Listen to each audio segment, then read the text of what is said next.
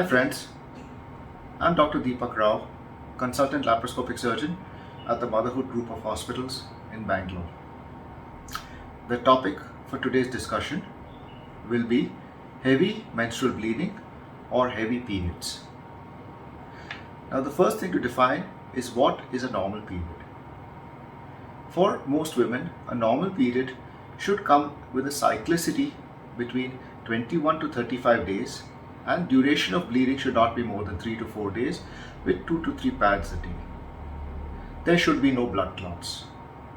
If the periods are coming more frequently than 21 days, if the periods are lasting longer than 3 to 4 days, if a patient needs to use more than 3 to 4 pads in a day or more than 3 to 4 tampons in a day, or if the bleeding is with heavy passage of clots, then this qualifies as heavy menstrual bleeding or heavy periods.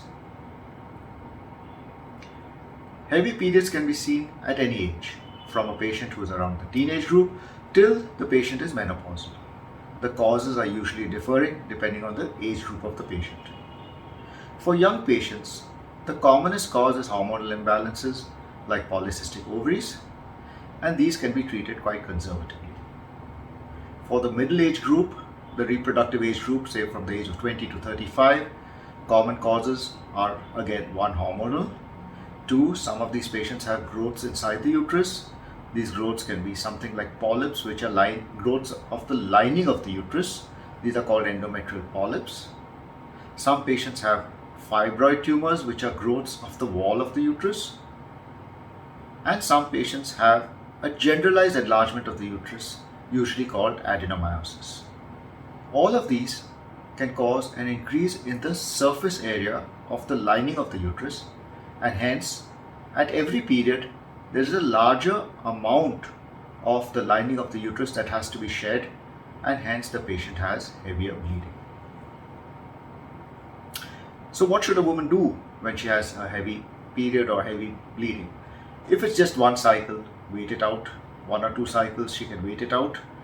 If it is persistent, more than 2 to 3 cycles, then she must meet a gynecologist, and the gynecologist will get some basic tests done. The first test to be done is an ultrasound test.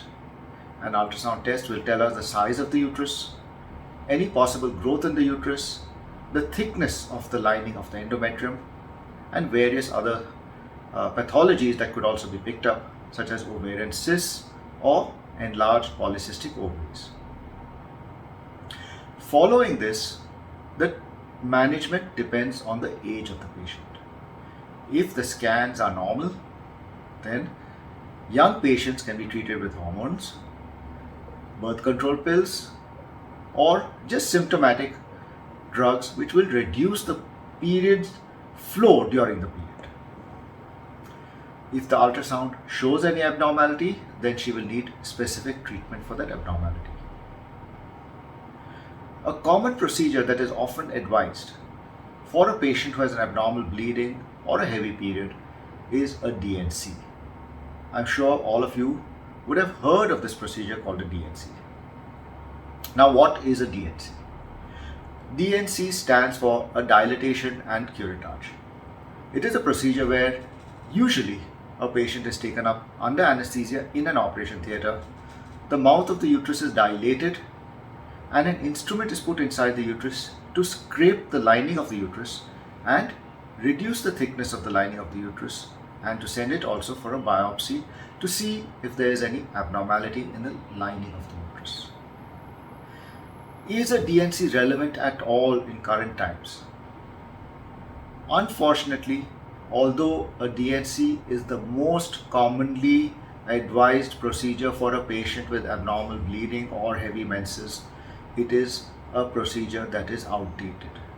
If you go to your gynecologist with heavy menstrual bleeding or heavy periods and he or she advises a D&C, please question that decision. Why is a D&C outdated? A D&C was acceptable in the olden days when we had no better modalities of investigating abnormal bleeding. But a D&C is a blind procedure. One cannot see what one is curating or scraping out, and very often the lesion or the diagnosis is completely missed by a DNC. The current gold standard for a patient with abnormal bleeding is a procedure called a hysteroscopy. A hysteroscopy is a procedure where a camera is attached to a thin telescope, and the telescope is inserted into the cavity of the uterus, and the entire cavity of the uterus is visualized in high definition on a large screen. Now, this will help pick up pathologies or diseases which ultrasound scans often miss. Small growths in the uterus like polyps are not seen on ultrasound scans, and they are completely missed by DNCs. Hysteroscopies can pick these up.